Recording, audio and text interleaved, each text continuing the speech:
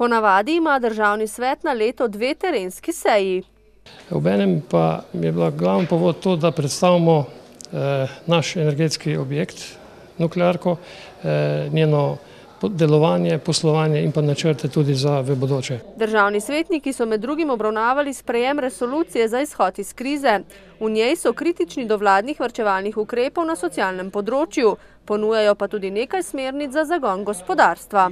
Poudarek predlogov državnih svetnikov je, da je treba doseči mobiliziranje tistih resničnih prebojnih energij, ki jih Slovenija ima. To pomeni, da je treba srednjemu sloju dati veljavo, da je treba okrepiti investiranje v trajnostne gospodarske veje. Resolucija najbrž ne bo deležna večje pozornosti, saj bi del vladne koalicije državni svet raje ukinil, kot ga poslušal. Problem je v bistvu v tem pri delovanju državnega sveta, lahko bi bil boljši, če bi ga strankarska politika bila pripravljena malo bolj skrbno in nekaj več spoštovanja poslušati. Svetniki, 40 jih je, niso profesionalni politiki, 22 jih zastopa lokalne interese, 18 pa funkcionalne, kot so zdravstvo, šolstvo in gospodarstvo.